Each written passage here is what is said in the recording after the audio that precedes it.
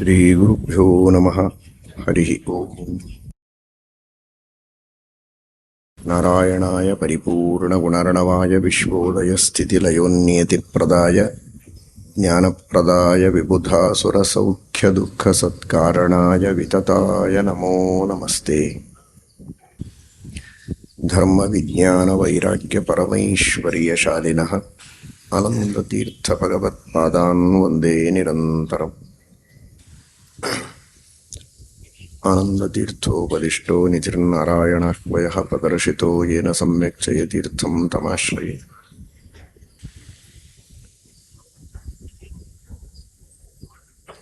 ವಾಲ್ಮೀಕೇರ್ಗೌಃ ಪುನೀಯಾನ್ನಃ ಮಹೀಧರಪದಾಶ್ರಯ ಯದ್ದುಗ್ಧಮುಪಜೀವಂತಿ ಕವಯಸ್ತರಣಕಾ ಇವ. ನೋವಿನ್ಯಾಯಸುಧಾದಿಗೃಜ್ಜಯಮುನೀನ್ ಶ್ರೀಪಾದರಾಟ್ಸನ್ಮಣೀನ್ ವ್ಯಾಸಾರ್ಯಾನ್ ವಿವಿಧಾಗಮಬ್ಧಿವಿಹರಾನ್ ಶ್ರೀವಾದಿರಾಜಾನಪಿ ವಂದೇ ಹಂಸವರಾನ್ ರಘುತ್ತಮಗುರೂನ್ ವೇದಗ್ಧ್ಯವರಾಂ ನಿಧೀನ್ ಶ್ರೀ ಸತ್ಯವ್ರತರಾಘವೇಂದ್ರ ಮುನಿಪಾನ್ ಸದ್ಬೋಧ ಸತ್ಯಾನಪಾನ್ ಸತ್ಯಾಭಿಜ್ಞಕರಾಬ್ಜೋತ್ಥಾನ್ ಪಂಚಾಶದ್ವರ್ಷಪೂಜಕಾನ್ ಸತ್ಯಪ್ರಮೋದತೀರ್ಥಾರ್ಯಾನ್ ನೋವಿನ್ಯಾಯಸುಧಾರತಾನ್. ಶ್ರೀರಾಮಚಂದ್ರನ ದಿವ್ಯವಾದ, ಭವ್ಯವಾದ, ಸ್ತವ್ಯವಾದ, ಅವಶ್ಯ ವಕ್ತವ್ಯವಾದ ಚರಿತ್ರೆಯ ವಿವಿಧ ಅಂಶಗಳನ್ನು ಅನೇಕ ವರ್ಷಗಳಿಂದ ವಾಲ್ಮೀಕಿ ರಾಮಾಯಣದ ಕ್ರಮದಲ್ಲಿ ಯಥಾಶಕ್ತಿ ತಿಳಿಯುವ ಪ್ರಯತ್ನವನ್ನು ಮಾಡಿದ್ದೇವೆ. ಪೂರ್ಣವಾಗಿ ತಿಳಿದಿದ್ದೇವೆ ಅಂತ ತಿಳಿದರೆ ಏನೂ ತಿಳಿದಿಲ್ಲ ಅಂತ ಅರ್ಥ. ಸುಲಭವಾಗಿ ಒಂದೇ ಹೆಜ್ಜೆಯಲ್ಲಿ ಭೂಮಿಯನ್ನು ಪ್ರದಕ್ಷಿಣೆ ಮಾಡಿದೆ, ಸಹಜವಾಗಿ ಸಮುದ್ರವನ್ನು ದಾಟಿ ಬಂದೆ ಅಂತ ಹೇಳಿದರೆ ನಾವು ನೋಡಿದ್ದು ಸಮುದ್ರವೇ ಅಲ್ಲ, ಮನೆಯ ಎದುರಿಗಿನ ಒಂದು ಚಿಕ್ಕ ಕಾಲುವೆಯನ್ನು ದಾಟಿ ಸಮುದ್ರ ದಾಟಿದೆವು ಅಂತ ಹೇಳಿಕೊಂಡಂತೆ, ತಮ್ಮ ಮನೆಯ ಸುತ್ತ ಸುತ್ತಿ ಭೂಮಿಯನ್ನು ಪ್ರದಕ್ಷಿಣೆ ಮಾಡಿದೆ ಅಂತ ಹೇಳಿದಂತೆ ಅಂತ ಯಾರಾದರೂ ಅರ್ಥ ಮಾಡಿಕೊಳ್ತಾರೆ. ಯಸ್ಯ ಮತಂ ತಸ್ಯ ಮತಂ ಮತಂ ಯಸ್ಯ ನ ವೇದ ಸಹ ಅಂತ.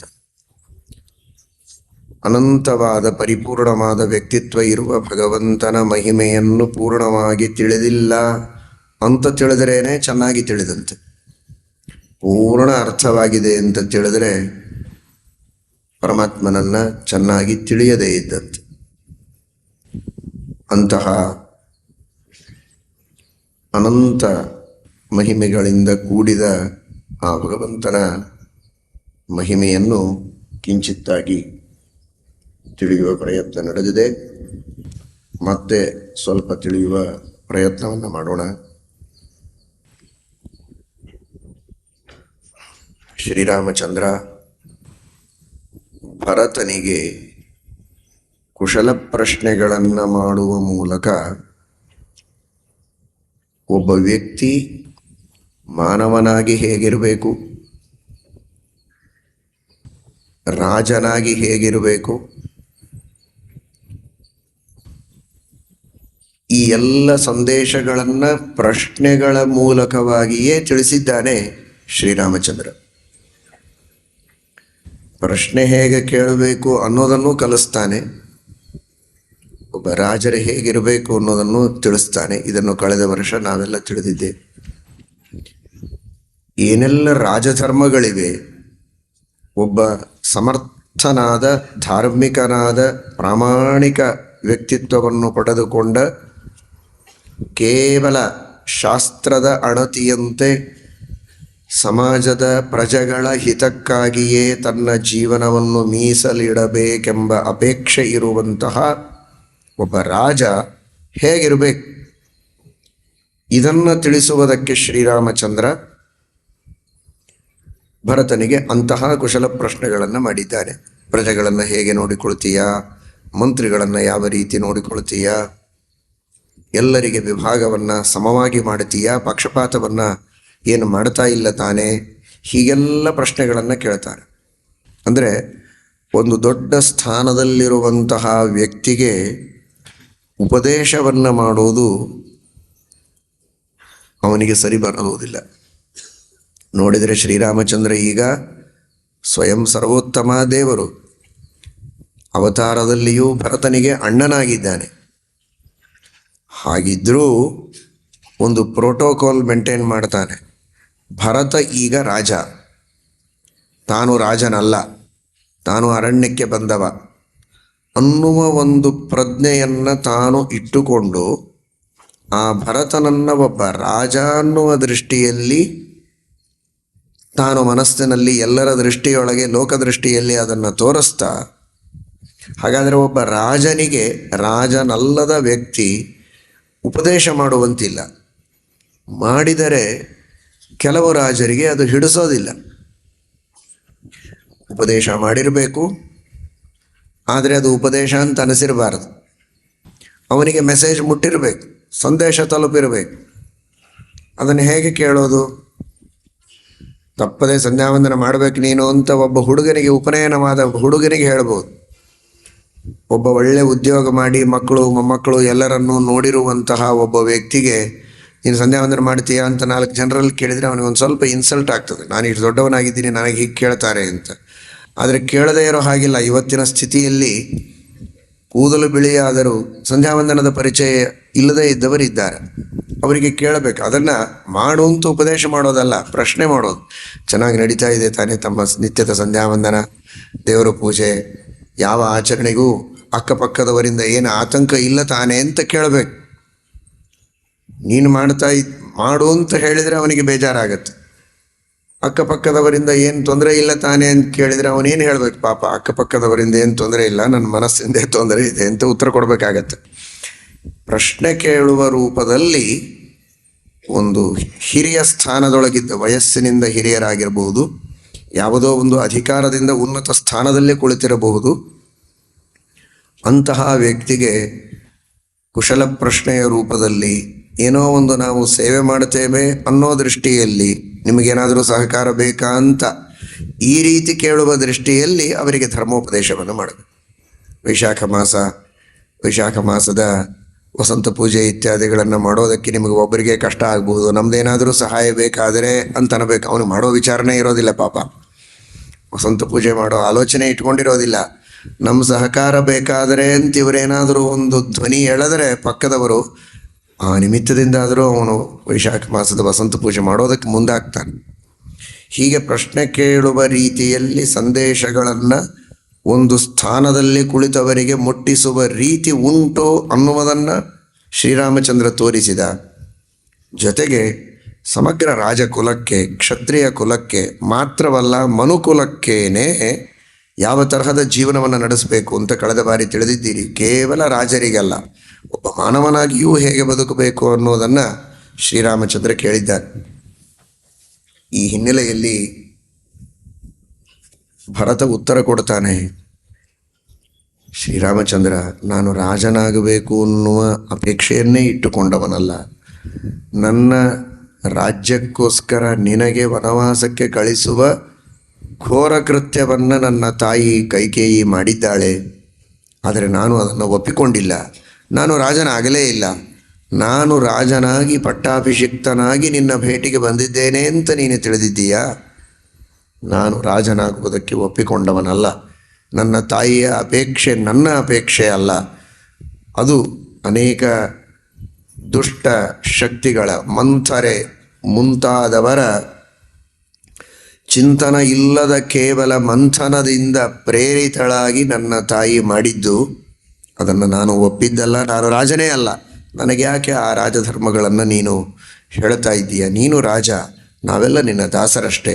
ದಾಸರ ಧರ್ಮವನ್ನು ನನಗೆ ಉಪದೇಶ ಮಾಡು, ನಾನು ಕೇಳ್ತೇನೆ ಅಂತಾನೆ ಭರತ.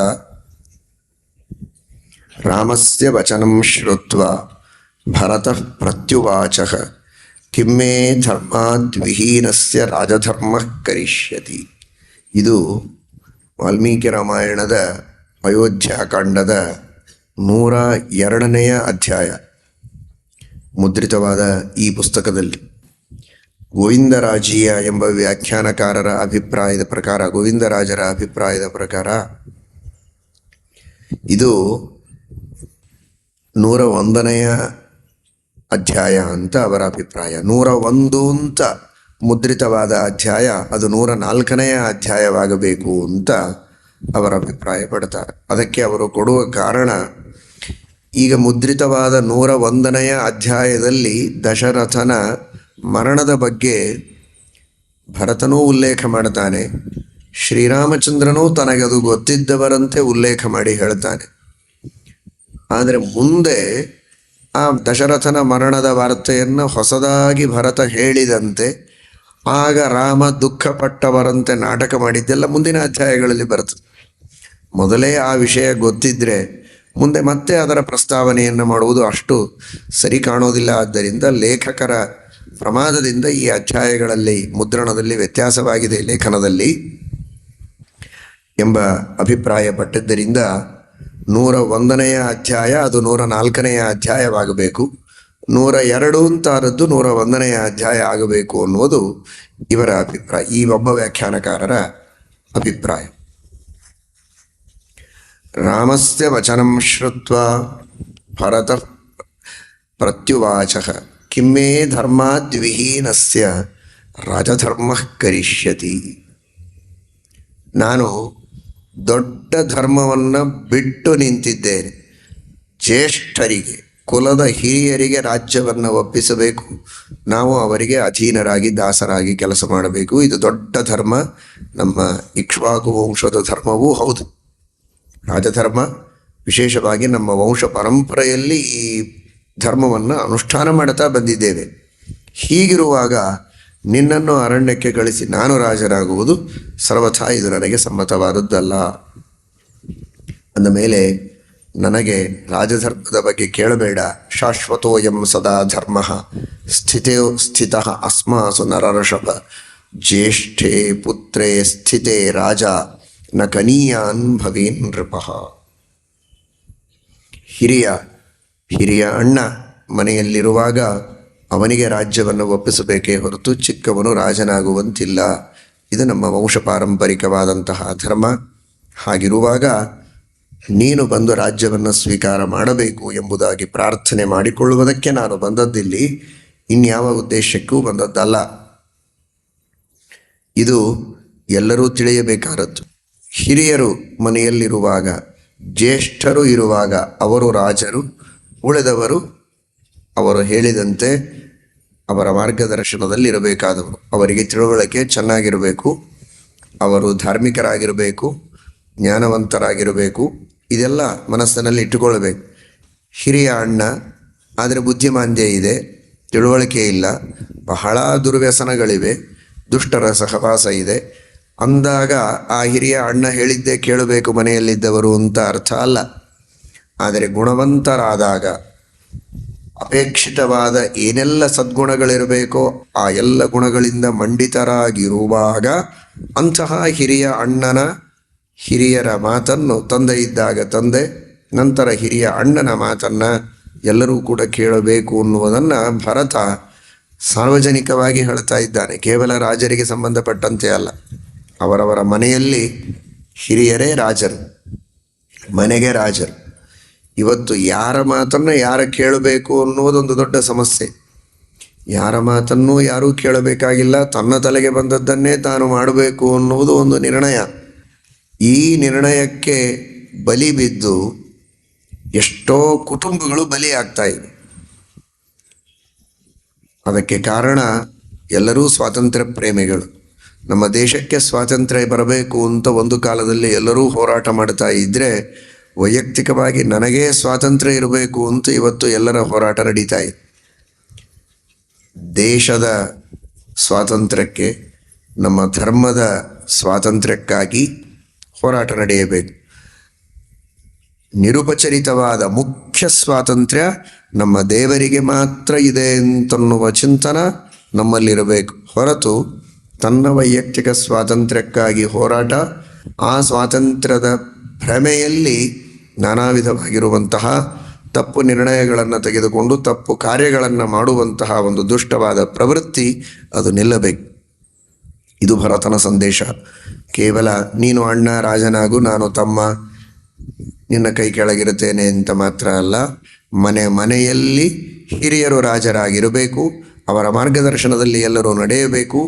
ಆಗ ಕಲಹ ಇರೋದಿಲ್ಲ, ತಪ್ಪು ದಾರಿಯಲ್ಲಿ ಹೋಗುವಂತಹ ಪ್ರಸಂಗ ಇರೋದಿಲ್ಲ ಅನ್ನುವಂತಹ ಸಂದೇಶವನ್ನು ಭರತ ಇಲ್ಲಿ ನೀಡುತ್ತಾ ಇದ್ದಾನೆ. ಸಮೃದ್ಧಾಂ ಮಯಾ ಸಾರ್ಥಂ ಅಯೋಧ್ಯಾಂ ಗಚ್ಚ ರಾಘವ ಅಭಿಷೇಚಯ ಚಾತ್ಮಾನಂ ಕುಲಸ್ಯಾಸ್ಯ ಭವಾಯನಃ. ಈ ದೃಷ್ಟಿಯಲ್ಲಿ ಈ ಸಮೃದ್ಧವಾದ ಅಯೋಧ್ಯ ಪಟ್ಟಣಕ್ಕೆ ನನ್ನ ಜೊತೆಗೆ ಬಾ ಅಂತ ಕರೀತಾನೆ. ವಿಚಿತ್ರ ನೋಡಿ, ಶ್ರೀರಾಮಚಂದ್ರನನ್ನ ಬಾ ಅಂತ ಕರೀತಾ ಇದ್ದಾನೆ ಭರತ. ಆದರೆ ಸಂಸ್ಕೃತದ ಶಬ್ದ ಆಗಚ್ಛ, ಬಾ. ಗಚ್ಚ ಅಂದರೆ ಹೋಗು ಅಂತ ಅರ್ಥ. ಅವನು ಆಗಚ್ಛ ಅಂತ ಇಲ್ಲ, ಗಚ್ಚ ಅಂತ ಇದ್ದಾನೆ ಭರತ. ಸಮೃದ್ಧಾಂ ಮಯಾ ಸಾರ್ಧಂ ಅಯೋಧ್ಯಾಂ ಗಚ್ಚ ರಾಘವ ಅಂತ. ಒಂದೊಂದು ಶಬ್ದದಲ್ಲಿಯೂ ವಾಲ್ಮೀಕಿ ಮಹರ್ಷಿಗಳು ಎಷ್ಟು ಅದ್ಭುತವಾದ ಸಂದೇಶಗಳನ್ನು ನಮಗೆ ನೀಡುತ್ತಾರೆ ಅಂತ. ಆಗಚ್ಛ ಅಂತನ್ಲಿಲ್ಲ, ಗಚ್ಚ ಅಂತ.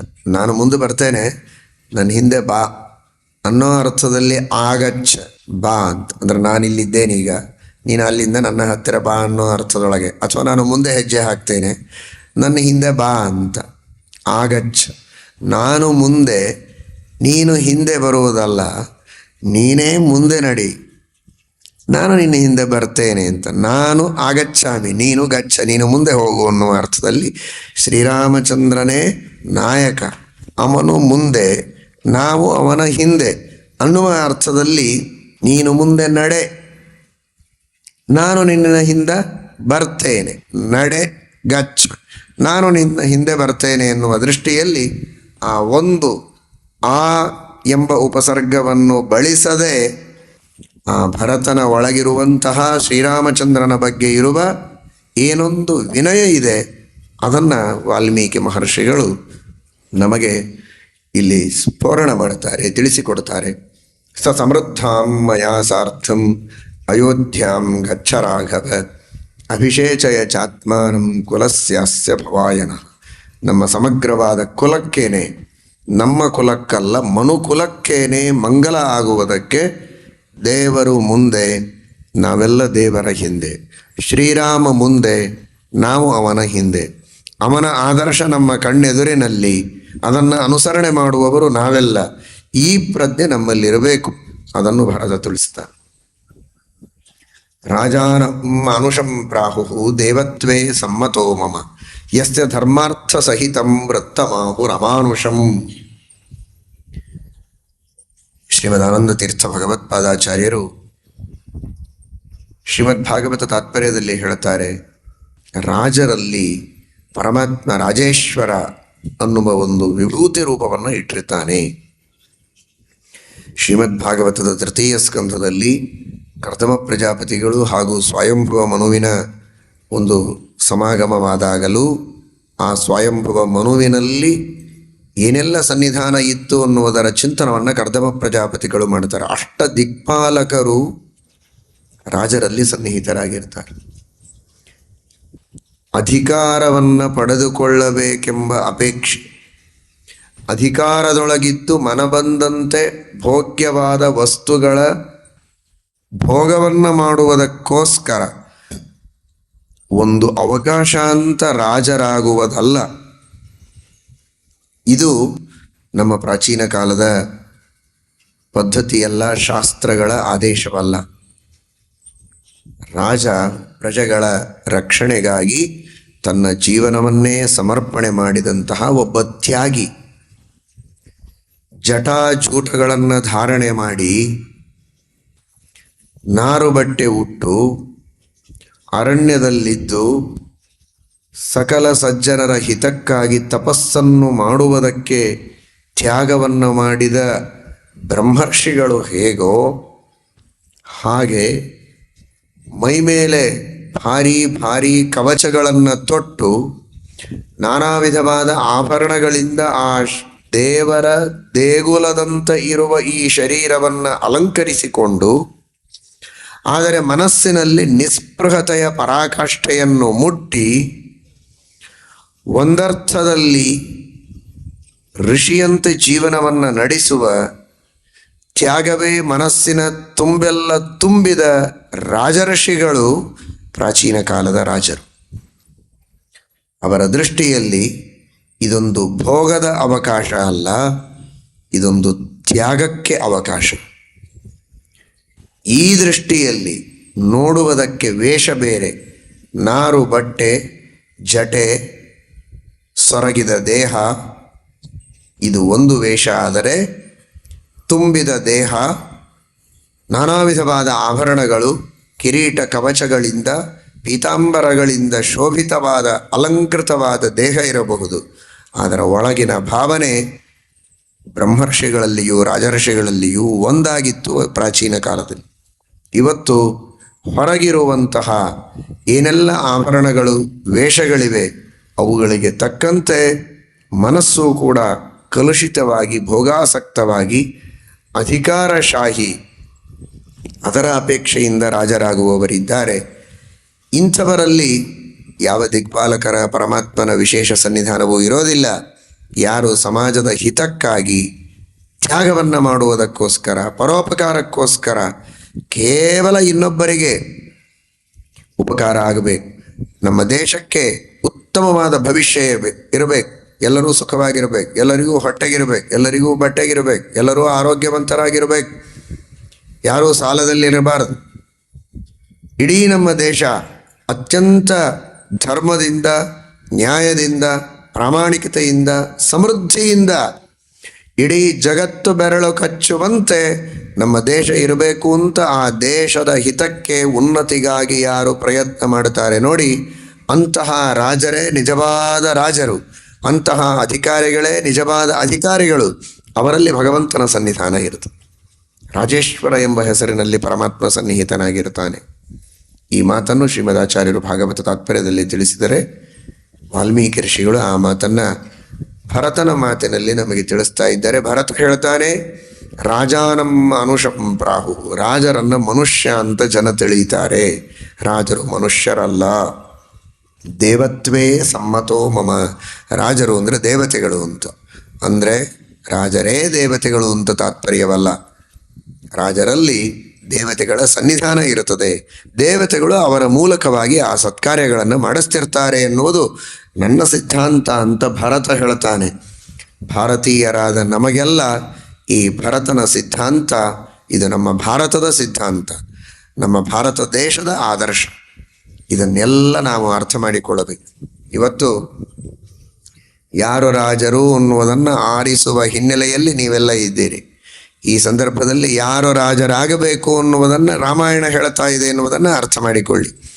ಯಾರು ಧರ್ಮದಿಂದ ಜೀವನವನ್ನು ನಡೆಸ್ತಾರೆ, ಪರೋಪಕಾರಕ್ಕಾಗಿ ತ್ಯಾಗವನ್ನು ಮಾಡ್ತಾರೆ, ಸ್ವಾರ್ಥದ ಕಿಂಚಿತ್ತೂ ಲವಲೇಶಗಳು ಇಲ್ಲ, ಅಂಥವರು ರಾಜರಾಗಬೇಕು ಅನ್ನುವುದನ್ನು ರಾಮಾಯಣ ನಮಗೆ ತಿಳಿಸ್ತಾ ಇದೆ. ರಾಜಾನಂ ಅನುಷಂ ಪ್ರಾಹು ದೇವತ್ವೇ ಸಮ್ಮತೋ ಮಮ ಯಸ್ಯ ಧರ್ಮಾರ್ಥ ಸಹಿತಂ ವೃತ್ತಮಾಹು ರಮಾನುಷಂ. ಯಾರ ಜೀವನದ ಚರಿತ್ರೆಯನ್ನು ನೋಡಿದರೆ ಅದು ಅಮಾನುಷ ಚರಿತ್ರೆಯಾಗಿರಬೇಕು. ಮನುಷ್ಯರಿಗಿರುವ ಸ್ವಾರ್ಥ, ಲಂಪಟತೆ ಅಲ್ಲಿ ಕಾಣಬಾರದು. ಅವರು ರಾಜರಾಗಬೇಕು. ನೀನು ನಿಜವಾದ ಅರ್ಥದಲ್ಲಿ ರಾಜ ಎಂಬುದಾಗಿ ಇಲ್ಲಿ ಅಂತೂ ದೇವರ ಸನ್ನಿಧಾನ ಅಲ್ಲ, ಸ್ವಯಂ ದೇವರು, ಸಾಕ್ಷಾತ್ ಸರ್ವೋತ್ತಮನಾದಂತಹ ಸರ್ವಗುಣಪೂರ್ಣನಾದ ನಿಜವಾದ ದೇವರು. ಎಲ್ಲ ಉಳಿದ ರಾಜರಲ್ಲಿ ದೇವತೆಗಳ ಸನ್ನಿಧಾನ. ಇಲ್ಲಿ ಎಲ್ಲ ದೇವತೆಗಳಿಗೂ ದೇವತ್ವವನ್ನು ಕೊಡುವುದಕ್ಕೆ ಯಾರ ಸನ್ನಿಧಾನ ಬೇಕೋ, ಎಲ್ಲ ರಾಜರಿಗೂ ರಾಜತ್ವವನ್ನು ಕೊಡುವುದಕ್ಕೆ ಯಾರ ಸನ್ನಿಧಾನ ಬೇಕೋ, ಎಲ್ಲ ಬ್ರಹ್ಮರ್ಷಿಗಳಿಗೆ ಆ ಬ್ರಹ್ಮರ್ಷಿತ್ವ ಕೊಡುವುದಕ್ಕೆ ಯಾರ ಸನ್ನಿಧಾನ ಬೇಕೋ, ಅಂತಹ ಸ್ವಯಂ ಸರ್ವೋತ್ತಮನಾದ ಶ್ರೀಹರಿಯೇ, ವಿಷ್ಣುವೇ ಶ್ರೀರಾಮಚಂದ್ರ ಅಂದ ಮೇಲೆ ನೀನು ರಾಜನಾಗಬೇಕು, ನಾವು ನಿನ್ನ ಕೈ ಕೆಳಗೆ ದಾಸರಾಗಬೇಕು. ಇಷ್ಟೆಲ್ಲ ವಿಷಯಗಳನ್ನು ತಿಳಿಸಿ ಈಗ ಹೇಳ್ತಾ ಇದ್ದಾನೆ ಭರತ, ನೀನು ಅರಣ್ಯಕ್ಕೆ ಹೊರಟದ್ದಕ್ಕೆ ನಿನ್ನ ತಂದೆ ದಶರಥ ನಿನ್ನನ್ನೇ ಸ್ಮರಣೆ ಮಾಡ್ತಾ ಮಾಡ್ತಾ ಮಾಡ್ತಾ ಪ್ರಾಣವನ್ನೇ ಕಳೆದುಕೊಂಡು ಸ್ವರ್ಗವನ್ನು ಹೊಂದಿದ್ದಾನೆ ಅಂತ ಭರತ ಇಷ್ಟು ಹೊತ್ತು ಗಂಭೀರವಾಗಿ ಅದನ್ನು ಮುಚ್ಚಿಟ್ಟದ್ದನ್ನು ಈಗ ಹೇಳ್ತಾ ಇದ್ದಾನೆ. ಕೇಕಯಸ್ಥೇ ಚ ಮಯಿತು ತ್ವಯಿಚಾರಣ್ಯಮಾಶ್ರಿತೆ ಧೀಮಾನ್ ಸ್ವರ್ಗಂ ಗತೋ ರಾಜ ಯಾಯಜೋಕಸ್ತತಮ್ಮತಃ. ನಿರಂತರ ಯಜ್ಞಯಾಗಾದಿಗಳನ್ನು ಮಾಡಿದಂತಹ ಪರಮ ಪವಿತ್ರವಾದಂತಹ ಶರೀರವನ್ನು ಪಡೆದುಕೊಂಡ ಪುಣ್ಯಾತ್ಮನಾದಂತಹ ಹೆಸರಿಗೆ ತಕ್ಕಂತೆ ದಶರಥ 10 ದಿಕ್ಕುಗಳಲ್ಲಿಯೂ ಯಾರ ರಥ ಸಂಚಾರ ಮಾಡ್ತಾ ಇತ್ತೋ ಅಂತಹ ಮಹಾಪರಾಕ್ರಮಿಯಾದ ಧೀರನಾದ ಶೂರನಾದ ವೀರನಾದಂತಹ ದಶರಥ,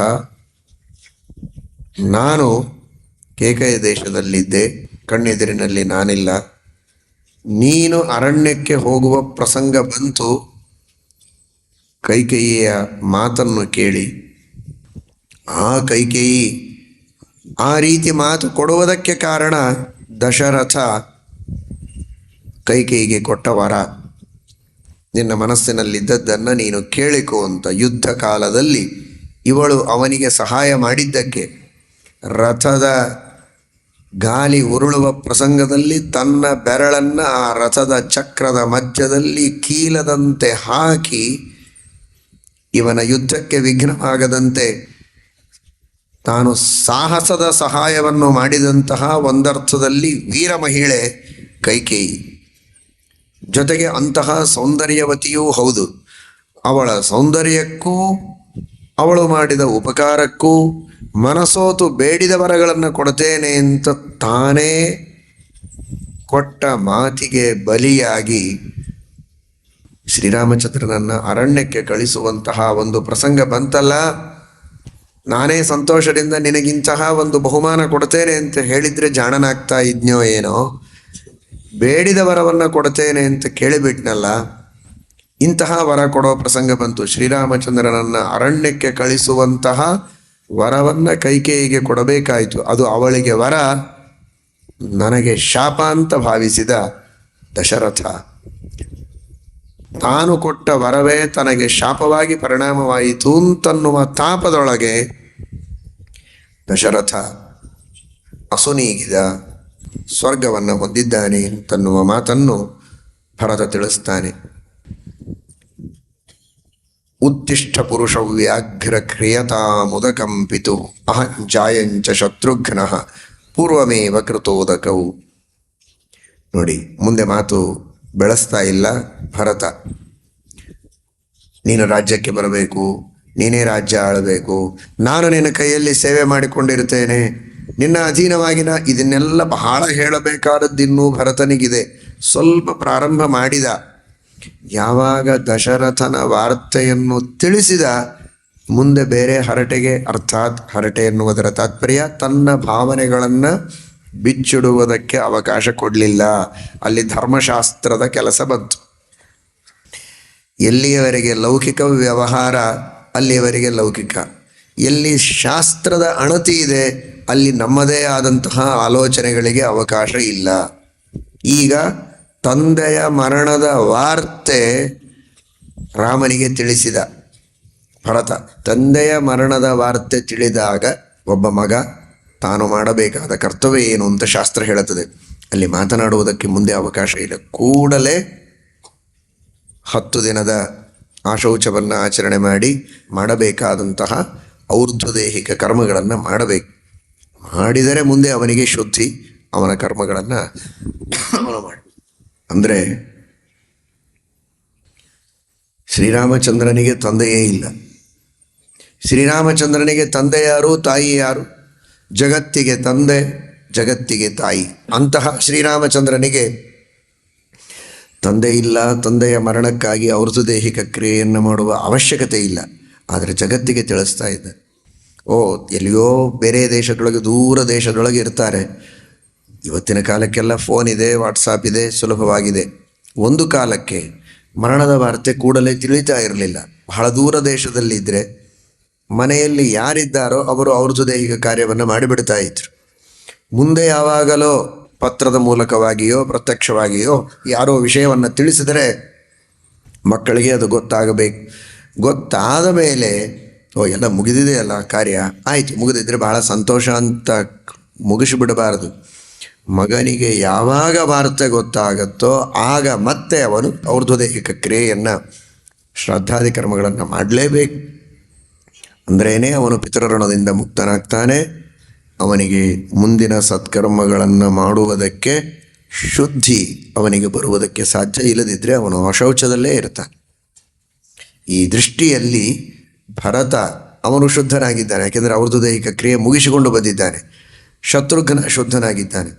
ರಾಮಲಕ್ಷ್ಮಣರಿಗೆ ವಾರ್ತೆ ಗೊತ್ತಿಲ್ಲ, ಇದೀಗ ತಿಳಿಸ್ತಾ ಇದ್ದಾನೆ. ಹಾಗಾದರೆ ಇನ್ನು ಮೇಲೆ ಅವರು ಅವ್ರದ್ದು ದೈಹಿಕ ಕ್ರಿಯೆ ಮಾಡೋವರೆಗೆ ಬೇರೆ ವಿಚಾರ ಮಾತಾಡೋ ಹಾಗಿಲ್ಲ. ಅದಕ್ಕೇನು ಬೇಕೋ ಆ ಕಾರ್ಯವನ್ನು ಮಾಡಬೇಕು ಅಂತ ಲೋಕಶಿಕ್ಷಣ.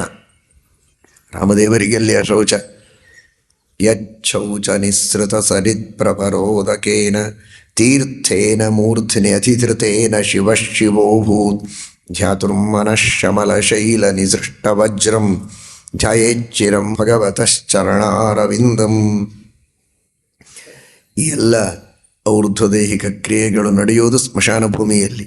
ಸ್ಮಶಾನ ಭೂಮಿಗೆ ಒಡೆಯರು ಶಿವ, ರುದ್ರದೇವರು. ಅದು ರುದ್ರಭೂಮಿ ಅಂತ ಹೆಸರು. ಆ ರುದ್ರಭೂಮಿ, ಸ್ಮಶಾನ ಭೂಮಿ, ಅದಕ್ಕೆ ಒಡೆಯರು ರುದ್ರದೇವರು. ಅಲ್ಲಿರುವಂತಹ ಕರ್ಮಗಳಿಗೆಲ್ಲ ಪ್ರೇರಕರು ರುದ್ರದೇವರು. ಅಂತಹ ಮಹಾನುಭಾವರಾದಂತಹ ಆ ಎಲ್ಲ ಜೀವರಾಶಿಗಳ ಸಂಹಾರಕ್ಕೂ ಕಾರಣರಾಗಿ ಮರಣೋತ್ತರದಲ್ಲಿ ಅವರಿಗೆ ಸದ್ಗತಿಯನ್ನು ಕೊಡುವಲ್ಲಿಯೂ ವಿಶಿಷ್ಟ ಸ್ಥಾನವನ್ನು ಪಡೆದ ರುದ್ರದೇವರಿಗೇನೆ ಯಾವ ಭಗವಂತನ ಪಾದೋದಕದಿಂದ ಪಾವಿತ್ರ್ಯ ಬರುತ್ತೆ ಅಂತ ಶ್ರೀಮದ್ ಭಾಗವತ ಹೇಳುತ್ತದೆ. ಅಂತಹ ಶುಚಿ ಸ್ವರೂಪನಾಗಿರುವಂತಹ ಸ್ವಾಮಿ ಪರಮಾತ್ಮ.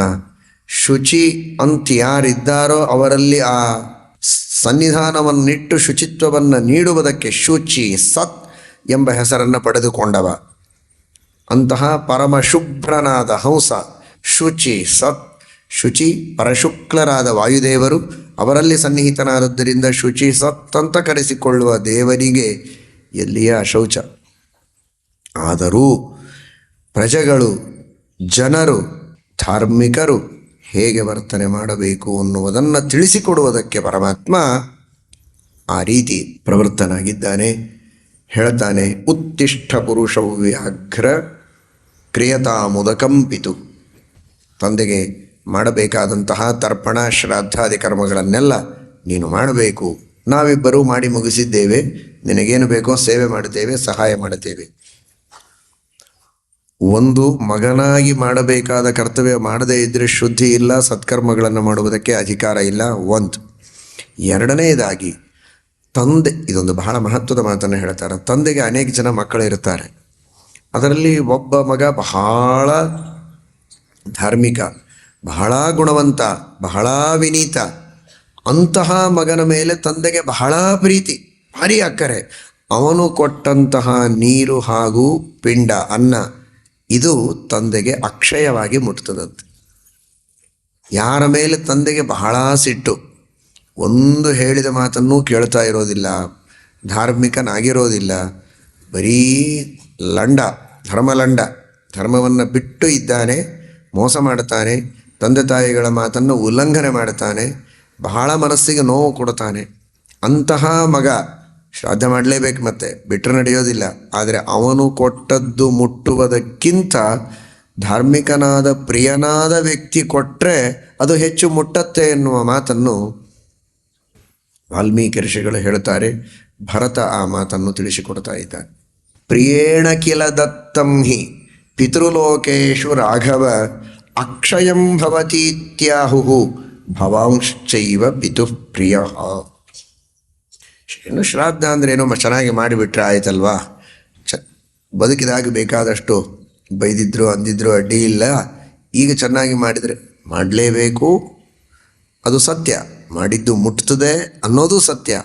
ಆದರೂ ಧಾರ್ಮಿಕನಾದವನು, ಪ್ರಿಯನಾದ ವ್ಯಕ್ತಿ ಮಾಡಿದರೆ ಅಕ್ಷಯವಾಗಿ ಮುಟ್ತದೆ ಅಂತನ್ನುವ ಒಂದು ತತ್ವವನ್ನು ವಾಲ್ಮೀಕಿ ರಾಮಾಯಣ ನಮಗೆ ತಿಳಿಸಿಕೊಡ್ತದೆ. ಪ್ರಿಯೇಣ ಕಿಲ ದತ್ತಂ ಹಿ ಪಿತೃಲೋಕೇಶು ರಾಘವ. ಅತ್ಯಂತ ಪ್ರಿಯನಾದ ವ್ಯಕ್ತಿ ಕೊಟ್ಟರೆ ಅಕ್ಷಯಂ ಭವತಿ ತ್ಯಾಹು. ಇದು ನನ್ನ ಅಭಿಪ್ರಾಯ ಅಲ್ಲ, ಇದು ಜ್ಞಾನಿಗಳ ಅಭಿಪ್ರಾಯ ಅಂತ ಭರತ ಹೇಳ್ತಾನೆ. ಅಕ್ಷಯಂ ಭವತಿ ತ್ಯಾಹು ಭವಾಂಶ್ಚೈವ ಪಿತುಃ ಪ್ರಿಯ. ನೀನು ಅತ್ಯಂತ ಪ್ರಿಯನಾಗಿದ್ದಿ. ವಿಶೇಷತೋ ರಾಮಮುಖೆಂದು ಬಿಂಬಂ ಅವೇಕ್ಷ ರಾಜ ಕೃತಕೃತ್ಯ ಆಸೀತ್. ಎಲ್ಲರ ಮೇಲೂ ಪ್ರೀತಿ ಮಾಡ್ತಾ ಇದ್ದ ದಶರಥ, ಆದರೆ ವಿಶೇಷತೋ ರಾಮಮುಖೆಂದು ಬಿಂಬಂ, ಆ ಶ್ರೀರಾಮಚಂದ್ರನನ್ನು ನೋಡಿದರೆ ಕೃತಕೃತ್ಯನಂತೆ, ಮುಕ್ತನಂತೆ ತನ್ನನ್ನು ತಾನು ಭಾವಿಸಿಕೊಳ್ತಾ ಇದ್ದ.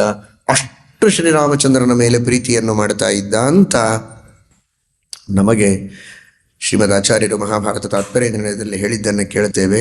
ವಾಲ್ಮೀಕಿ ರಾಮಾಯಣವು ಅದನ್ನು ತಿಳಿಸಿಕೊಡುತ್ತದೆ. ಹೀಗಾಗಿ ಅತ್ಯಂತ ಪ್ರಿಯನಾದವನು ಶ್ರೀರಾಮಚಂದ್ರ.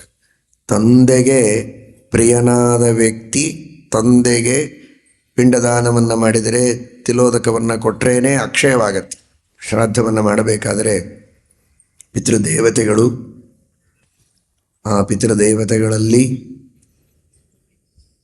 ಅಂತರ್ಯಾಮಿಯಾಗಿ ಮುಖ್ಯ ಪ್ರಾಣದೇವರು, ವಸುರುದ್ರ ಆದಿತ್ಯರು ಮುಖ್ಯ ಪ್ರಾಣದೇವರು, ಪ್ರದ್ಯುಮ್ನ ಸಂಕರ್ಷಣ ವಾಸುದೇವರು ಹೀಗಿರ್ತಾರೆ. ಇಲ್ಲಿ ನಿಜವಾಗಿ ಯಾರು ತಂದೆಯೋ ಅವನಿಗೆ ಪ್ರಿಯನಾಗಿರಬಹುದು ಮಗ, ಆದರೆ ಬರೇ ತಂದೆಗೆ ಅಲ್ಲ. ಪಿತೃಪಿತಾಮಹ ಪ್ರಪಿತಾಮಹರು, ಅವರಲ್ಲಿ ವಸುರುದ್ರ ಆದಿತ್ಯರು, ಅವರಲ್ಲಿ ಮುಖ್ಯ ಪ್ರಾಣ, ಅವರಲ್ಲಿ ಪ್ರದ್ಯುಮ್ನ ಸಂಕರ್ಷಣ ವಾಸುದೇವರು ಅಲ್ವೋ. ಇವರು ಎಲ್ಲರಿಗೂ ಪ್ರಿಯನಾದ ವ್ಯಕ್ತಿಯಾಗಿದ್ದರೆ ಇನ್ನು ಆ ಶ್ರಾದ್ದ ಅಕ್ಷಯವಾಗತ್ತೆ, ಅಕ್ಷಯ ತಮವಾಗತ್ತೆ ಎನ್ನುವುದರಲ್ಲಿ ಏನು ಸಂಶಯ. ಪಿತೃಪಿತಾಮಹ ಪ್ರಪಿತಾಮಹರಿಗೂ ಶ್ರೀರಾಮಚಂದ್ರ ಅತ್ಯಂತ ಪ್ರಿಯ. ಅವರೊಳಗಿದ್ದ ವಸುರುದ್ರ ಆದಿತ್ಯರೂ ಶ್ರೀರಾಮಚಂದ್ರನ ದಾಸಾನುದಾಸರು. ಅಲ್ಲಿರುವಂತಹ ಭಾರತೀ ರಮಣ ಮುಖ್ಯ ಪ್ರಾಣ ಅಂತೂ ಪರಮಭಕ್ತ ಶ್ರೀರಾಮಚಂದ್ರನಿಗೆ. ಅವರೊಳಗಿರುವ ಪ್ರದ್ಯುಮ್ನ ಸಂಕರ್ಷಣ ವಾಸುದೇವರಂತೂ ಅತ್ಯಂತ ಅಭಿನ್ನರು ಶ್ರೀರಾಮಚಂದ್ರನಿಂದ.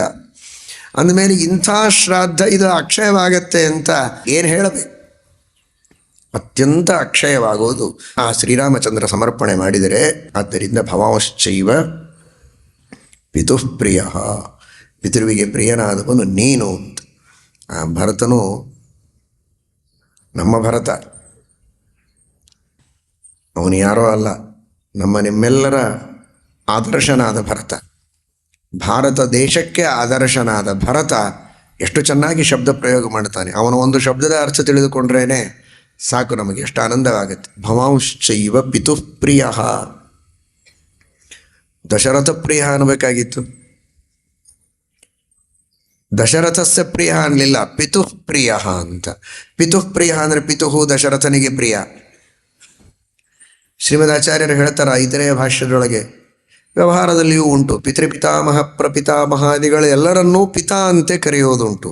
ಪಿತರಹ ಅಂದರೆ ಎಲ್ಲರೂ ಬಂದರು, ಪಿತೃ ಪಿತಾಮಹ ಪ್ರಪಿತಾಮಹಾದಿಗಳೆಲ್ಲರೂ.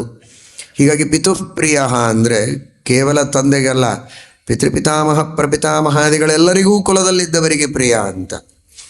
ದೇವತೆಗಳಿಗೂ ಪಿತೃದೇವತೆಗಳು ಅಂತ ಹೆಸರು. ಪಿತುಃ ಪ್ರಿಯ, ಪಿತೃದೇವತೆಗಳಿಗೆ ಪ್ರಿಯ ಅಂತ. ಒಳಗಿರುವಂತಹ ಭಾರತೀ ರಮಣ ಮುಖ್ಯ ಪ್ರಾಣ, ಮಾತರಮ್ಮೆ ಮಾತರಿಶ್ವನ್ ಪಿತರತುಲ ಗುರೋ ಭ್ರಾತರಿಷ್ಟಾಪ್ತ ಬಂಧು. ಪಿತುಃ ಪ್ರಿಯ ಅಂದರೆ ಮುಖ್ಯ ಪ್ರಾಣದೇವರಿಗೆ ಪ್ರಿಯ ಅಂತೂ ಅರ್ಥ. ತ್ವಮೇವ ಮಾತಾ ಚ ಪಿತಾ ತ್ವಮೇವ, ಒಳಗಿರುವ ಪ್ರದ್ಯುಮ್ನ ಸಂಕರ್ಷಣ ವಾಸುದೇವರು ಅವರೂ ಪಿತೃಗಳೇ, ಅವರೇ ನಿಜವಾದ ತಂದೆ.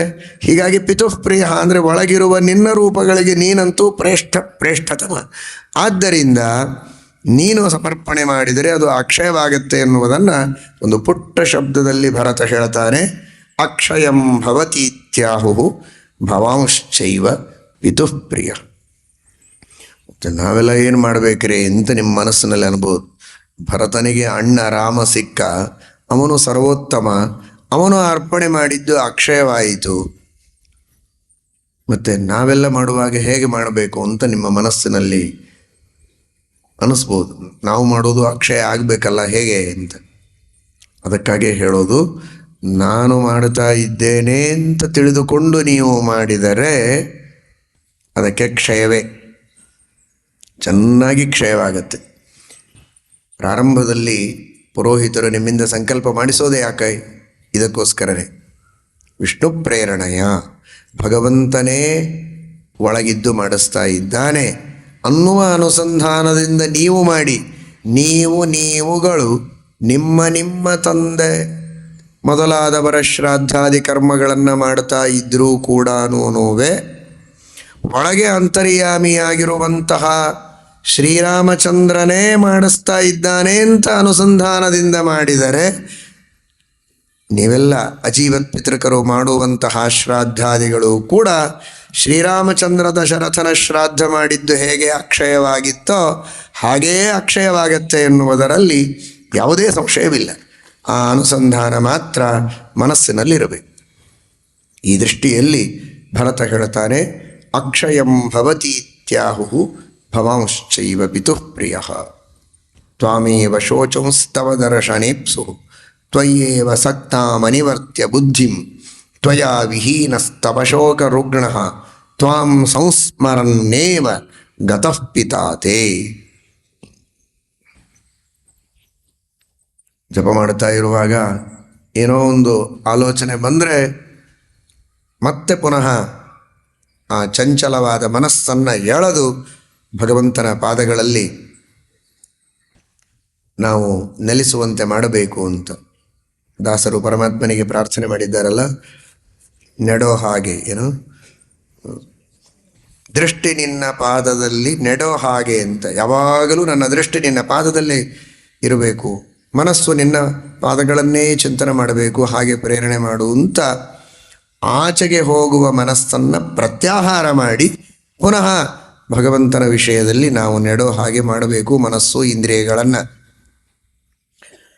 ಮರಣಕಾಲದಲ್ಲಂತೂ ಇನ್ನೂ ವಿಶೇಷ. ಕೊನೇ ಕಾಲದಲ್ಲಿ ಭಗವಂತನ ಸ್ಮರಣೆ ಬಂದರೆ ಉತ್ತಮವಾದ ಗತಿ ಆಗ್ತದೆ. ಅಂತಿಮ ಕ್ಷಣದಲ್ಲಿ ದೇವರ ಸ್ಮರಣೆ ಬಂದರಂತೂ ಮೋಕ್ಷವೇ ಆಗತ್ತೆ. ಅದು ಬರೋದು ಕಷ್ಟ. ಸಾಧನೆ ಪರಿಪೂರ್ತಿಯಾಗಿದ್ದರೆ ಮಾತ್ರ ಬರುತ್ತೆ, ಇಲ್ಲದಿದ್ದರೆ ಬರೋದಿಲ್ಲ. ಕೊನೆ ಪಕ್ಷ ಕೊನೆ ಹೊತ್ತಿನಲ್ಲಾದರೂ ಭಗವಂತನ ಸ್ಮರಣೆ ಬರಬೇಕು. ಅಂತಿಮ ಕ್ಷಣದಲ್ಲಿ ಬರದೇ ಇದ್ದರೂ ಪರವಾಗಿಲ್ಲ. ಅದಕ್ಕೋಸ್ಕರ ಪ್ರಯತ್ನ ಮಾಡ್ತಾ ಇರಬೇಕು. ಇನ್ನೇನೋ ಮಕ್ಕಳು, ಮನೆ, ಆಸ್ತಿ, ಹೆಂಡತಿ, ಗಂಡ ಅಥವಾ ಬೇರೆ ಬೇರೆ ತರಹದ ತನ್ನ ಅಧಿಕಾರದ ವ್ಯಾಪ್ತಿಯಲ್ಲಿರುವಂತಹ ಭೂಮಿ ಇತ್ಯಾದಿಗಳನ್ನೇ ನೆನೆಸ್ತಾ ಸಾಯಬಾರದು. ಏನಿದ್ರೂ ಬಿಟ್ಟು ಹೋಗೋದು, ಅದೆಲ್ಲವನ್ನ ಮರೆತು ಆ ಕಡೆಗೆ ಮನಸ್ಸು ಹೋಗ್ತಾ ಇದ್ದರೂ ಎಳೆದು ಮತ್ತೆ ದೇವರಲ್ಲಿ ತಂದು ಆ ಮನಸ್ಸನ್ನು ಇಟ್ಟು ಪ್ರಾಣವನ್ನು ಬಿಡಬೇಕು ಅಂತ ಶಾಸ್ತ್ರ ಹೇಳುತ್ತದೆ. ಆದರೆ ದಶರಥನ ಸೌಭಾಗ್ಯ,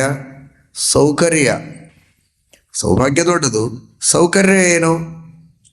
ಅವನಿಗೆ ತಾನು ಪ್ರಾಣವನ್ನು ಬಿಡುವಾಗ ಮಗನ ಸ್ಮರಣೆ ಬಂತು, ಮಗನದೇ ನೆನಪು. ಅವನಿಗೆ ರಾಜ್ಯ ಕೊಡಲಿಲ್ವಲ್ಲ, ನಾನು ಅವನಿಗೆ ಕೊಡಬೇಕಾಗಿತ್ತು, ಅರಣ್ಯಕ್ಕೆ ಕಳಿಸಿಬಿಟ್ಟಲ್ಲ, ಎಂಥ ಕೆಲಸ ಮಾಡಿದೆ ಅಂತ ನೆನೆಸ್ತಾನೆ ಪ್ರಾಣ ಬಿಟ್ಟ. ಅಯ್ಯೋ ಮಗನ ಬಗ್ಗೆ ನೆನೆಸ್ತಾ ಇದ್ದೇನೆ, ಬೇಡ ದೇವರನ್ನ ನೆನೆಸಬೇಕು ಅನ್ನೋ ಪರಿಸ್ಥಿತಿ ಅವನಿಗೆ ಬರಲಿಲ್ಲ. ಸೌಕರ್ಯ ಇತ್ತು, ಯಾಕೆಂದರೆ ಮಗನೇ ದೇವರಾಗಿದ್ದ. ಹೀಗಾಗಿ ಎಷ್ಟು ಸುಂದರವಾಗಿ ಹೇಳ್ತಾರೆ ವಾಲ್ಮೀಕಿ ಋಷಿಗಳು ಅಂದರೆ ಭರತನ ಮಾತಿನಲ್ಲಿ, ತ್ವಯ್ಯೇವ ಸಕ್ತಾಂ ಅನಿವರ್ತ್ಯ ಬುದ್ಧಿಂ. ಮಗನ ವಿಷಯದಲ್ಲಿ ಮನಸ್ಸು ತೊಡಗಿದರೆ ಅದನ್ನು ಎಳೆದು ಮತ್ತೆ ದೇವರಲ್ಲಿ ಇಡಬೇಕಾಗಿತ್ತು. ಇಲ್ಲಿ ಮಾತ್ರ ಅನಿವರ್ತ್ಯ.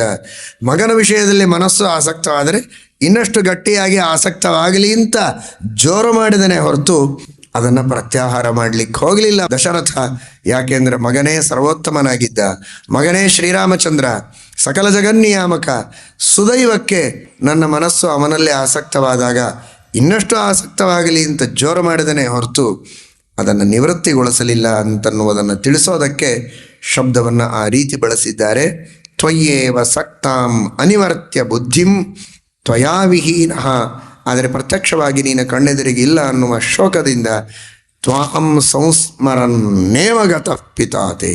ನಿನ್ನನ್ನೇ ಸ್ಮರಣೆ ಮಾಡ್ತಾ ಈ ಶರೀರವನ್ನು ಪರಿತ್ಯಾಗ ಮಾಡಿದ್ದಾನೆ ಅಂತ. ನಿಜವಾಗಿ ಸಂಸ್ಮರನ್ನೇವ ಗತಃ, ಸ್ಮರಣೆಯನ್ನು ಮಾಡ್ತಾನೇ ಪ್ರಾಣ ಬಿಟ್ಟಿದ್ರೆ ದಶರಥನಿಗೆ ಮೋಕ್ಷನೇ ಆಗಬೇಕು, ಅವನಿಗೆ ಮತ್ತೆ ಪುನರ್ಜನ್ಮ ಬರಬಾರದಾಗಿತ್ತು. ಆದರೆ ಆ ಸಂಸ್ಮರಣ ಅನ್ನೋ ಕಡೆಗೆ ವರ್ತಮಾನ ಸಾಮೀಪ್ಯೆ, ವರ್ತಮಾನವದ್ವ್ಯಪದೇಶ. ಪ್ರಾಯ ಇನ್ನೇನು ಪ್ರಾಣ ಹೋಗೋ ಸಂದರ್ಭ ಇದೆ ಎನ್ನುವ ಹೊತ್ತಿನವರೆಗೆ ಸ್ಮರಣೆಯನ್ನು ಮಾಡಿದ್ದಾರೆ. ಅಂತಿಮ ಕ್ಷಣದಲ್ಲಿ ವಿಸ್ಮರಣೆಯಾಯಿತು ಅಂತ ಹೇಳಬೇಕು. ಆ ರೀತಿ ದಶರಥ ತನ್ನ ಪ್ರಾಣವನ್ನು ಬಿಟ್ಟಿದ್ದಾನೆ.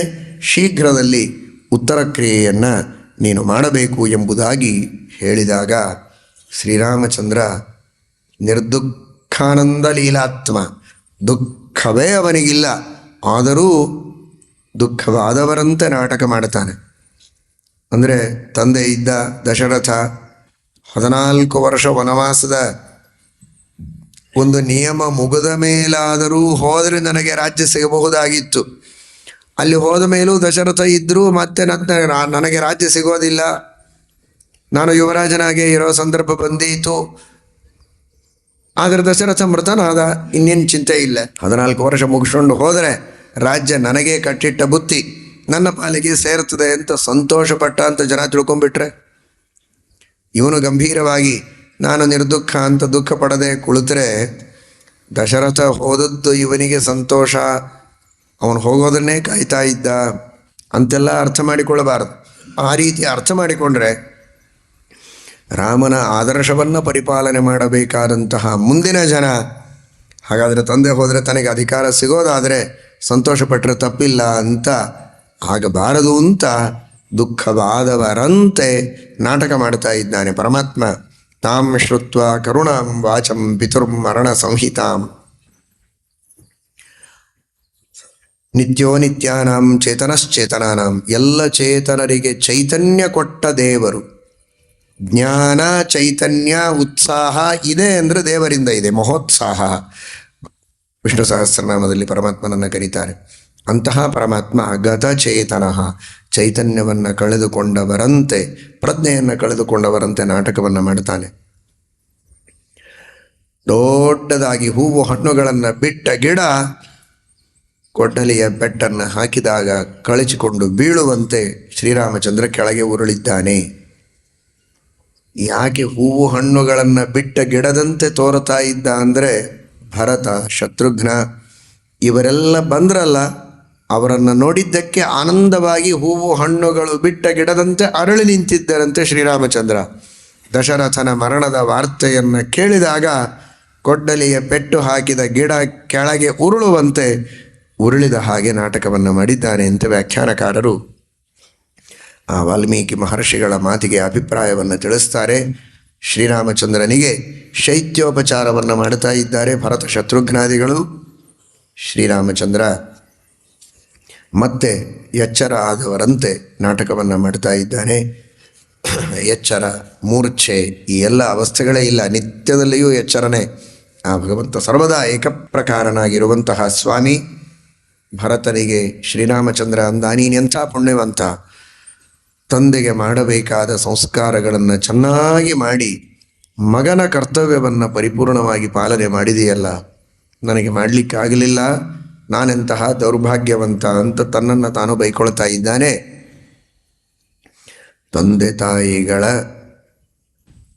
ಆರೋಗ್ಯದ ಸ್ಥಿತಿ ಸಮವಾಗಿಲ್ಲದಿರುವಾಗ ಹತ್ತಿರದಲ್ಲಿದ್ದು ಸೇವೆಯನ್ನು ಮಾಡಬೇಕು, ಆಜ್ಞೆಯನ್ನು ಪರಿಪಾಲನೆ ಮಾಡಬೇಕು. ಜೀವತೋ ವಾಕ್ಯಕರಣ, ಆ ನಂತರದಲ್ಲಿ ಅವರು ತೀರಿದ ಮೇಲೆ ಮಾಡಬೇಕಾದ ಔರ್ಧ್ವದೇಹಿಕ ಕರ್ಮಗಳನ್ನು ಚೆನ್ನಾಗಿ ಮಾಡಬೇಕಾದದ್ದು ಮಗನ ಕರ್ತವ್ಯ. ಅದನ್ನು ಮಾಡದೆ ತಪ್ಪಿದರೆ ಬಹಳ ಸಂತೋಷ ಅನ್ನುವ ದೃಷ್ಟಿಯಲ್ಲಿ ತಂದೆ ತಾಯಿಗಳನ್ನು ವೃದ್ಧಾಶ್ರಮಗಳಲ್ಲಿಟ್ಟು ತಾನು ಪರದೇಶಕ್ಕೆ ಹೋಗಿ ಬೇಕು ಅಂದರೆ ಹಣ ಕಳಿಸ್ತೇನೆ ಅಂತ ಹಣ ಕಳಿಸಿ ಯಾರಿಗೋ ಹೇಳಿ ಮಾಡಿಸುವಂಥದ್ದಲ್ಲ. ನೀನು ಹುಟ್ಟಿದ ಕೂಡಲೇ ಯಾವುದೋ ಒಂದು ಅನಾಥಾಶ್ರಮಕ್ಕೆ ಕಳಿಸಿ ಯಾರಿಗೋ ಹಾಲು ಕುಡಿಸುವುದಕ್ಕೆ ಹೇಳಿ, ಯಾರಿಗೋ ನಿನ್ನನ್ನು ಬೆಳೆಸುವುದಕ್ಕೆ ಪಾಲನೆ ಪೋಷಣೆ ಮಾಡುವುದಕ್ಕೆ ಹೇಳಿ, ಓದಿಸುವುದಕ್ಕೂ ಇನ್ನೊಬ್ಬರಿಗೆ ಹೇಳಿ ನಿನ್ನನ್ನು ಅನಾಥರನ್ನಾಗಿ ಮಾಡಿದ್ರೆ ನಿನ್ನ ತಂದೆ ತಾಯಿಗಳು ಇಲ್ವಲ್ಲ. ಎಷ್ಟೇ ಕಷ್ಟ ಇದ್ದರೂ ಬಡತನ ಇದ್ದರೂ ಹೇಗೋ ಸಂಪಾದನೆ ಮಾಡಿ ಹೇಗೋ ನಿನ್ನನ್ನು ಉಣಿಸಿ ಬೆಳೆಸಿ ಓದಿಸಿ ವಿದ್ಯಾವಂತನನ್ನಾಗಿ ಮಾಡಿ ಹಣವಂತನಾಗುವಂತೆ ನಿನ್ನ ಕಾಲ ಮೇಲೆ ನೀನು ನಿಲ್ಲುವಂತೆ ಸಾವಿರಾರು ಜನರಿಗೆ ಹೊಟ್ಟೆಗೆ ಹಾಕುವ ಉನ್ನತ ಸ್ಥಾನದೊಳಗೂ ನೀನು ಬರುವಂತೆ ನಿನ್ನನ್ನು ಮಾಡಿದವರು ನಿನ್ನ ತಂದೆ ತಾಯಿಗಳು ತಾನೆ. ಆದರೆ ನೀನು ಮಾತ್ರ ಅವರಿಗೆ ಅವ್ರದ್ದು ದೈಹಿಕ ಕಾರ್ಯಗಳನ್ನು ಮಾಡಬೇಕು ಅಂತಂದಾಗ, ಅಥವಾ ವಯಸ್ಸಾದಾಗ ಅವರನ್ನು ಪಾಲನೆ ಪೋಷಣೆ ಮಾಡಬೇಕು ಅಂದರೆ ಮಾಡದೆ ವೃದ್ಧಾಶ್ರಮಗಳಿಗೆ ಕಳಿಸ್ತೀಯ. ಉತ್ತರ ಕ್ರಿಯೆಯನ್ನು ಮಾಡಬೇಕು ಅಂದರೆ ಹಣ ಕೊಡ್ತೇನೆ ಬೇಕಾದರೆ ಯಾರಾದರೂ ಮಾಡು ಅಂತಂತೀಯ. ಇದು ಸರಿಯಾದದ್ದಲ್ಲ. ಇದು ಕೃತಜ್ಞತೆ. ಇದು ಮಗನಾಗಿ ಮಾಡಬೇಕಾದ ಕರ್ತವ್ಯವಲ್ಲ. ಅಷ್ಟು ಮಾತ್ರ ಅಲ್ಲ, ಇದು ದೊಡ್ಡ ಕಲಂಕ, ನಾಚಿಕೆಗೇಡುತನ ಅನ್ನುವುದನ್ನು ಶ್ರೀರಾಮಚಂದ್ರ ಜಗತ್ತಿಗೆ ತಿಳಿಸುವುದಕ್ಕೆ ಈ ಮಾತನ್ನು ಹೇಳ್ತಾನೆ. ಅಹೋಭರತ ಸಿದ್ಧಾರ್ಥ ಏನ ರಾಜತ್ವಯ ಅನಘ ಶತ್ರುಘ್ನೇನ ಚ ಸರ್ವೇಷು ಪ್ರೇತಕೃತ್ಯೇಷು ಸತ್ಕೃತಃ. ಮಾಡಬೇಕಾದ ಸತ್ಕಾರವನ್ನು, ಔರ್ಧ್ವದೇಹಿಕ ಕ್ರಿಯೆಗಳನ್ನು ಚೆನ್ನಾಗಿ ಮಾಡಿ ನಿನ್ನ ತಂದೆಯ ಸೇವೆಯನ್ನು ಮಾಡಿದ್ದಿ. ನೀನು ಅನಘ, ಕರ್ತವ್ಯದಿಂದ ಚ್ಯುತನಾಗಲಿಲ್ಲ, ಪಾಪಿಯಲ್ಲ. ನಾನು ಮಾತ್ರ ಆ ಕರ್ತವ್ಯವನ್ನು ಮಾಡಲಿಲ್ಲ ಅಂತ ಶ್ರೀರಾಮಚಂದ್ರ ಹೇಳ್ತಾನೆ. ಪುಣ್ಯ ಪಾಪಗಳ ಲೇಷವಿಲ್ಲದ ಪರಿಶುದ್ಧ ತಮನಾದ ನಿರ್ದೋಷನಾದ ಭಗವಂತ ಲೋಕ ಶಿಕ್ಷಣಕ್ಕಾಗಿ ಈ ಮಾತನ್ನು ಹೇಳ್ತಾನೆ. ಅದನ್ನು ಲೋಕದಲ್ಲಿರುವ ಜನರು ತಿಳಿಯಬೇಕು. ಈ ದೇಶದಲ್ಲಿಯೇ ಇದ್ದು ದೂರದಲ್ಲಿದ್ದವರು, ದೇಶಾಂತರದಲ್ಲಿದ್ದವರು, ಕಾರಣಾಂತರಗಳಿಂದ ದೂರದಲ್ಲಿ ದೇಶಾಂತರದಲ್ಲಿ ಇರಬಹುದು, ಆ ವಿಷಯ ಬೇರೆ. ಆದರೆ ತಮ್ಮ ತಂದೆ ತಾಯಿಗಳಿಗೆ ತಾವು ಸಲ್ಲಿಸಬೇಕಾದ ಸೇವೆಯನ್ನು ಸಲ್ಲಿಸಬೇಕು. ಬದುಕಿದಾಗಲೂ ನಂತರದಲ್ಲಿಯೂ ಮಾಡಬೇಕಾದ ಕರ್ತವ್ಯಗಳಿಂದ ಮಾತ್ರ ಚ್ಯುತರಾಗಬಾರದು ಅನ್ನುವ ಒಂದು ಸಂದೇಶವನ್ನು ಶ್ರೀರಾಮಚಂದ್ರ ಈ ಮೂಲಕವಾಗಿ ಜಗತ್ತಿಗೆ ತಿಳಿಸ್ತಾ ಇದ್ದಾನೆ. ಹರಯೇ ನಮಃ. ಶ್ರೀಕೃಷ್ಣ.